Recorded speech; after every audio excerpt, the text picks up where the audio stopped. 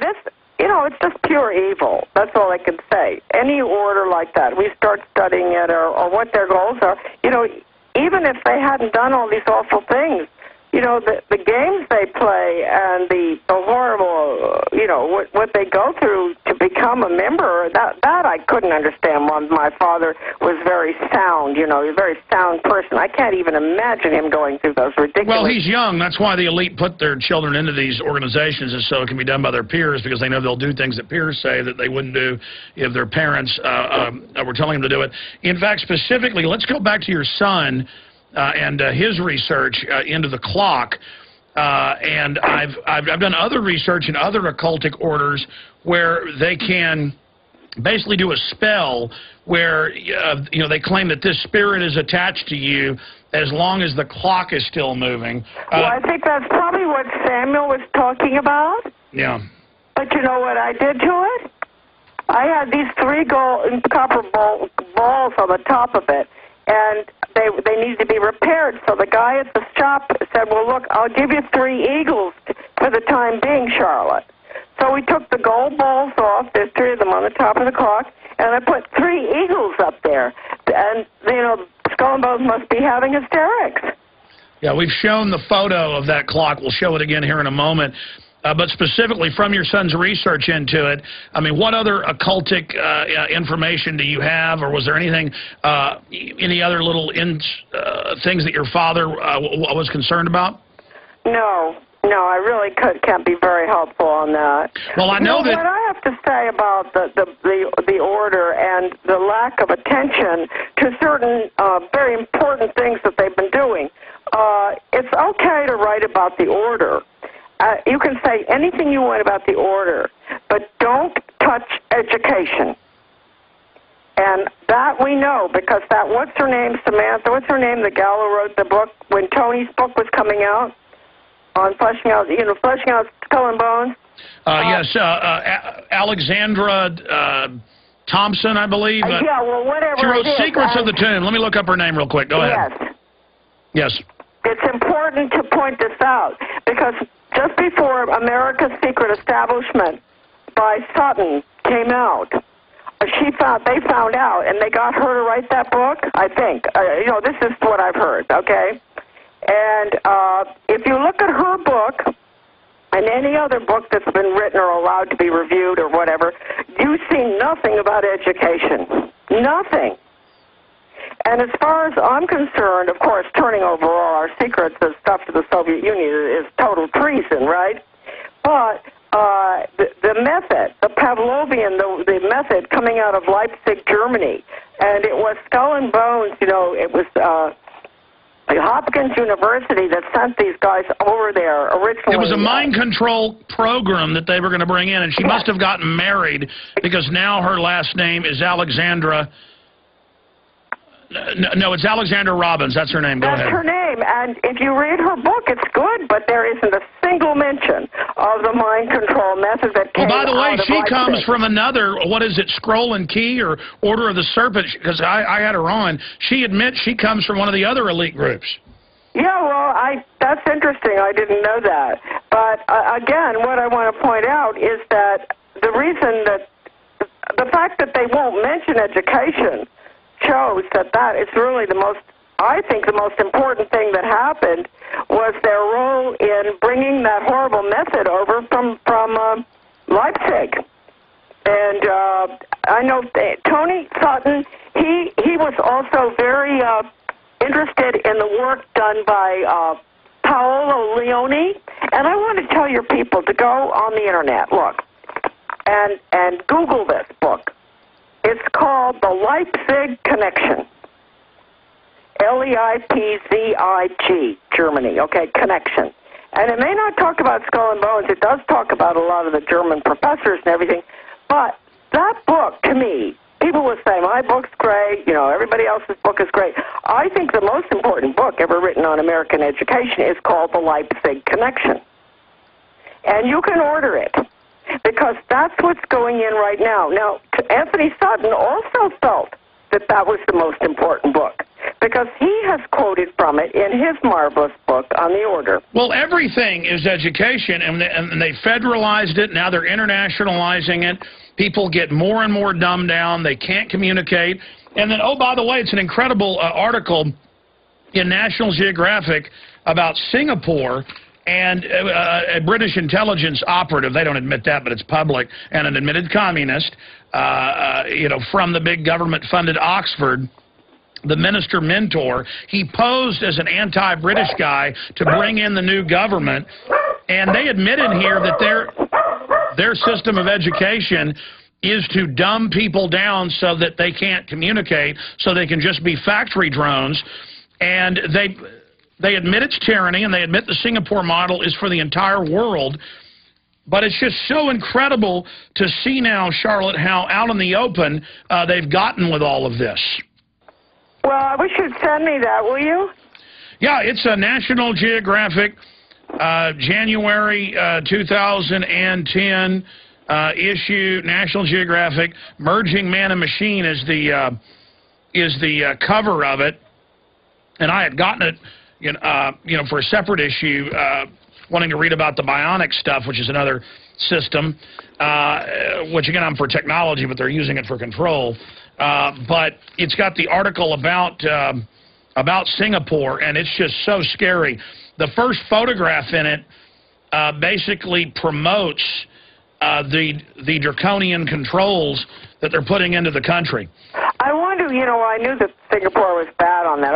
I'm going to be in Singapore, actually, for a little bit. But I'm really into, Alex, please don't forget. You're probably going to forget, but will you get Aaron or someone to please send me at least the title so I can Google that article? Yeah, the title is The Singapore Solution. How did a sleepy little island transform into a high-tech powerhouse in one generation? It was all in the plan. Now, they don't tell you it was British intelligence, staged the peaceful handover of power. Kind of like the Queen of England still runs Canada and Australia and can suspend the parliament anytime she wants. It's all on record. It's the same thing here, but they admit the population is dying out. That's good. Oh, it's kind of sad. Yeah, isn't that sad? But that's and that people have no creativity and are slaves. But it's just how wonderful it is. In fact, show me document cam shots here, guys. Huh. And I really want to have that. It's the least you can do for me. Of course, I'll send it to you. And they talk about the minister mentor, the leader, Lee Kuan Yew, and how he rules everything, and how it's a total control society. And just how wonderful it is, and how it's the model for the rest of the planet. And you may not like it, but they know best. I really want that, because I think that's what's going in here too. And if a child kicks a milk carton down the corridor in the high school, he's going to have his hand cut off in Singapore. And we're getting there here. Oh no, they say this is the model now, that the global elite love it, and it's what we're going to have. Right. And they talk about how great it is. Well, I just hope that the American people will. Well, Alex, I don't know what we do without your show and your character, your personality, which is so in their face. I love it. Well, these are very sick people, and they say we're animals in here, and that the ruling elite knows best, and that freedom is bad. I mean. It's so sick, though, that they now just put it out in the open, Charlotte. Well, that's why I want to see it. And if you don't send that to me, I'm going to be very upset. Was there a photo of scanning someone's forehead? Oh yeah. It talks about the medical tyranny and how great it is. Oh, yeah. Please, please, please. Well, who knows? I can read it on the boat, and maybe when I get to Singapore, I can get in some trouble. No. We don't want that to happen. You're not allowed to. Just like China, they shut down the only independent magazine today in China, and our government says that's good now, and now the FCC is announcing they're taking over the internet. Now that's big news today, and Jay Rockefeller says we'd be better off without it. I mean, they're really just out in the open. I know. Well, anyway, I don't know what else I can tell you about the order at Yale, except I'm positive that it is a branch of a very important branch of the Illuminati. I'm really pretty positive of that. Well, it's the only direct branch to the Illuminati that's documented. That's right. Of the original Illuminati, and that's confirmed. And the guys did see the book, the original book that I have, you know, by Robeson.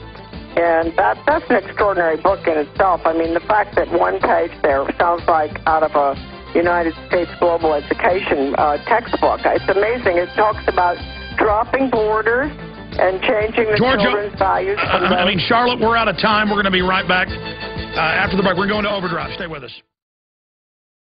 And we've got to get good people rallied against it, but I kind of ended that last hour scrambled there, trying to apologize to Georgia and other people that were patiently holding that we're going to try to go to. But just finishing up with Charlotte Iserbyt, any other points that you've got or questions for Aaron Dykes? Well, we could probably talk all day as we did before in the interview, but I just wanted to thank you again for speaking with us and all the interesting stuff that you brought out. Oh, is that Aaron? Yes, it's Aaron Dykes. He's here with you. Hello, Aaron. Yeah, well, thank you. Of course. Thank you, Aaron. We send you our best from here, and I just am very grateful that you guys are there, because I don't know that there's any other group that's doing anything like you are doing. And your listeners all know that the Council for National Policy is just as evil as the Council on Foreign Relations. So the left and the right have the same agenda. And so we've got to understand that. And once we do understand that, we can work together sort of in the middle. And let's briefly talk about the Council for National Policy, because the Hunt brothers, if I'm not incorrect, set that up, and some evidence showed they were actually against the globalist, but then it got infiltrated and taken over, or was it always bad? Because I've had people on, and folks have pointed this out, I wasn't even really aware of it until the last decade, and some people kind of on the left say, oh, it's even more powerful. They kind of make it a left-right paradigm, but I see CFR, Council for National Policy. A lot of people in both groups are kind of like porch masons. They're not at the top of the pyramid, but certainly now the Council for National Policy, there's no doubt it's promoting a globalist agenda. I mean, what's your view on it? Oh, I believe so. I mean, if you take, NAFTA, Richard Allen, he was with Reagan, right, in the Reagan White House, and he was fired because he accepted a wristwatch from the Japanese, and he went to work for the Heritage Foundation. And he's Council for National Policy, and that's Heritage Foundation. Ed Fulner, who set up an office in Moscow when the wall came down. These are CNP people, but Richard Allen wrote NAFTA. And, so people have got to understand that, although, Heritage Foundation, turns out all these wonderful reports and everything, that 90% of which you could agree with, but 10% of what they're doing is really even more important than the 90%, because they have the globalist agenda. They love the UN. They want an international system. They, of course, think they're going to run it. But they're going to run it with Rockefeller and everybody else. It's a very, very bad, or bad's hardly the word. It's a very deceitful, deceptive group that I found out through trying to work with them. They hate me, but Roz Haley from Texas, down there where you guys are, she was lovely, like the grande dame of the Council for National Policy. And she's a close friend of Norman Dawes. She and I put together a project to get out of the UN, a really good project. And we sent letters to 300 or more members of the Council for National Policy to help us. Samuel, my son, typed all the labels out of the computer. This was 15 years ago. We didn't get one single response, even though Roz Haley was highly thought of in the Council for National Policy. Charlotte, this segment's over, but now I want to get you back on about the CMP and the infiltration of conservative movements by the globalists. This is, because just like Skull and Bones, you've got Democrats and Republicans from there, correct? You absolutely do, and I think they're more dangerous. I think that the neoconservatives are more dangerous than the left, because the left tells the truth, as bad as it is. They don't lie all the time to us. We know what they're doing, but the right wing is lying. Incredible. I'm going to have you back on then soon on the CMPs.